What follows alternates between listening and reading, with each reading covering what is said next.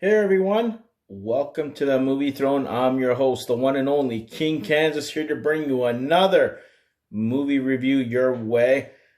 Let's get into this, guys. I don't want to waste your time. It's a little bit past midnight. I decided to stay up and actually review this movie. So, what movie did I review? I reviewed Murder on the Orient Express. It was released 2017. Had a runtime about an hour and 54 minutes, I wanted to say. It's rated PG. It's a crime, drama, mystery. Listen to this supporting cast, guys. That's what got me to watch this. I haven't seen this movie, and I finally had the chance to watch it literally tonight. Kenneth Branagh directed the first Thor movie.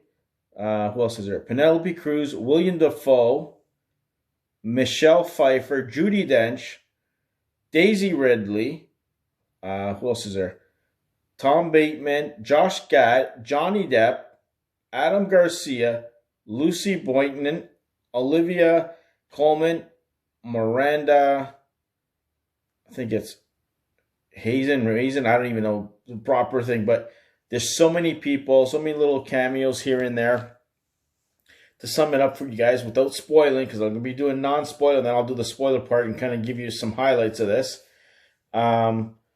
Basically, guys, it's this detective played by Kenneth Branagh. He's kind of like the Sherlock Holmes of that time. He's good at solving crimes, mysteries, and all that stuff. So he ends up getting on this train, the Orient, with a whole bunch of guests from all facets of society, from rich people to middle class to politicians, you name it. There's everybody in there, countesses and all this shit. They get into like a little problem on there. There's like an avalanche that hits them, and at the very same time that the avalanche hits, a murder takes place, and everybody is basically a suspect, and that's how it goes on. The person who gets murdered, can't really say who it is, but it's a well-known actor. He gets murdered, and then kind of goes for help for a little bit at the beginning, and then that's when you kind of like backtrack. So he spends the whole entire film trying to solve whodunit, basically. It's kind of like on the same lines of Knives Out, but not quite. Knives Out, in my personal opinion, is better than this, but it did a good job. The scenery, the way it was written was well done. The actors all brought it, guys. I'll tell you that right now. It's a very slow burn, so don't expect something to like spectacular to keep on happening every 5 seconds. The first, I would say, half of the movie, we're introduced to all these characters that are on the train. So you kind of give an idea of their backgrounds and how they might be connected to it.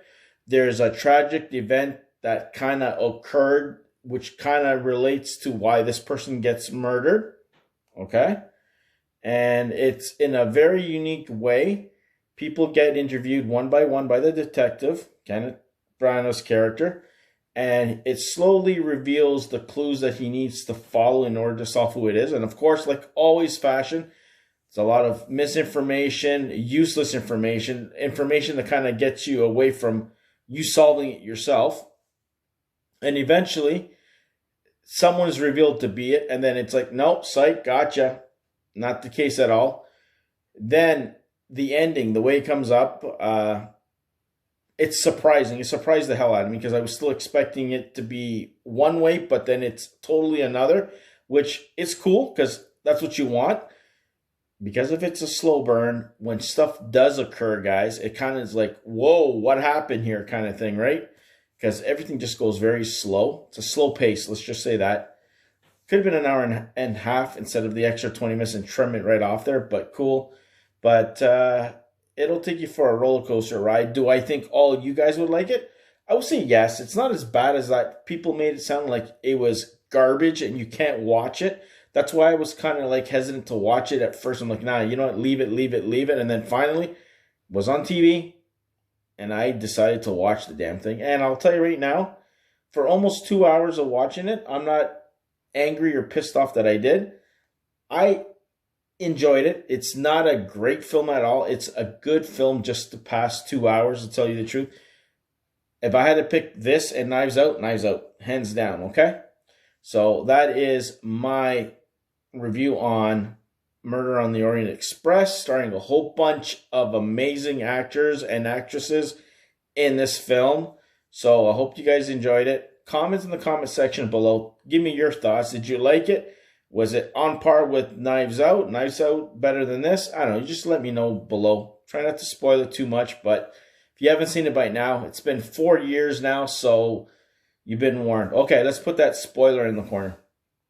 Okay, my first impressions, I'm watching this thing. Okay, guys? I'm not kidding you. I'm like, okay, where are we going with this? It starts off with Jerusalem. It has him, Kenneth Branagh, being the detective, trying to find out who stole something in the most holiest part of the world, Jerusalem. So he does figure it out that it's not the people they're accusing, it's this guard. And then from there, he bumps into one person, one of his good friends that doesn't have a clue that apparently he's kind of like in charge of the Orient Express, his company he works for. So he offers him a ride there to go back home because he wants to go on vacation. But of course, like all fashion and stuff, he meets Daisey Ridley too there as well. So it kind of slowly gets like that. He gets introduced here and there. You get Johnny Depp's character that gets introduced there. He's a scumbag. First class. You figure that out later on. I'll get to that in a second. So they all end up getting onto this train, headed for a ride. And all of a sudden, an avalanche hits the damn train. Things get all wiry for a split second. And then we discover that someone gets killed. Who gets killed? It's Johnny Depp's character. He's the scumbag who went to the detective a little bit earlier, the night before, saying, I need your help. And he kind of points a gun at him and goes, no, I don't help criminal idiots, right? Because this guy's a do-gooder, this detective. And he's good at what he is. He's basically Sherlock Holmes, guys, in this case. But he comes across everybody. He interviews everybody left, right, and center. You find out that the Johnny Depp's character is actually using a different name, who was responsible for a murder that took place earlier of a young child. He took a young child and he killed her. I guess he kidnapped her. I guess he wanted money and things didn't go right and he killed her. So everybody is somehow connected to him, believe it or not. That's the kind of cool part that the detective slowly figures out for himself. And you're finding out, okay, so who's behind it? You're thinking it's this person, that person. Typical misleading back and forth, guys. So he interviews everybody, gets all the information. You got Josh Gad's character that worked for him, that he was skimming money, and then you end up trying to burn evidence right on the spot, and he chases him and all this shit. It's a very slow movie.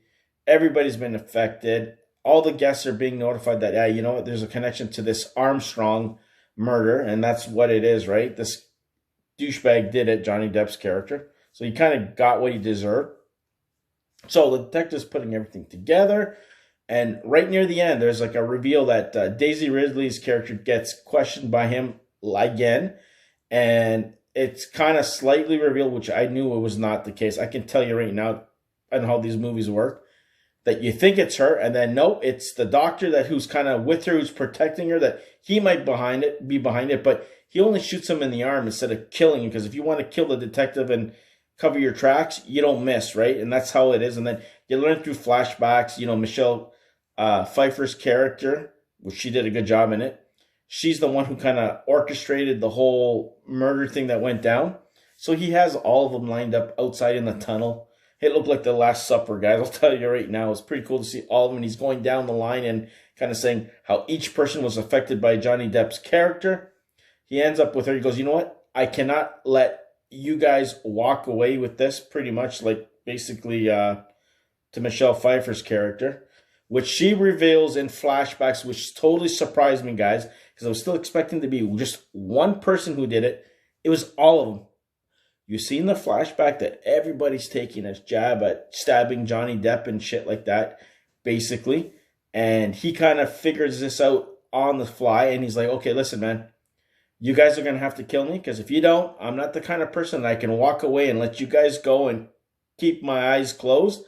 You're going to have to do me in. But instead, Michelle Pfeiffer grabs the gun, tries to kill herself, and she doesn't. There's no bullets.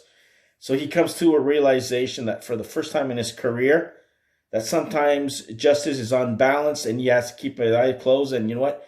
People deserve a second chance to move on with their lives after this grief. So he leaves everybody on the damn train. He gets off the damn thing. He's greeted by this guy who needs help in Cairo. So that's his next gig to go there. And that's how the movie pretty much ends. It ends with us being shocked that everybody was involved. He actually lets them go and kind of makes a story up so they can all go and live their lives while he pursues another adventure on, who knows, probably another train or in Egypt or Cairo that he was headed towards. But overall, I was glad that I watched it. It's not as bad as everybody's been making out to be. If you don't like the slow burn kind of type of movies that it's slow paced and then something happens here and there, then no. This is totally different than Knives Out. Knives Out had a better pace to it, in my opinion. Casting was great in both films, so don't you shoo that or let that affect your decision to watch it. Check it out. It's a good film. It's not a great film. It's not on the same level as Knives Out, but it's still worth the watch in my personal opinion. So there you go. That is my review on Murder on the Orient Express, starring a whole bunch of characters. Kenneth Branagh, Johnny Depp, Michelle Pfeiffer, Judi Dench, Daisey, Ridley. I can go on. And William Dafoe's in it too, which I was totally surprised. And a whole bunch of other familiar faces you've seen in there, okay? So there you go, guys. Go in the comment section. Let me know what you guys thought. Did you see it? Not see it? What do you think of my review? Do you agree with me? Not? That's totally up to you. Keep it respectful so I don't delete your ass. Let's just say that. So there you go. That's my review. Go check out our other content right here on the Movie Throne. Have movies that you don't think I've seen before, throw them my way. I'll check them out. I'll do reviews. Whatever comes out a week of, I'll try my best to do a review. Especially, so look forward to at least a couple of reviews every single week right here on the Movie Throne until COVID-19 disappears and we can all be all happy again.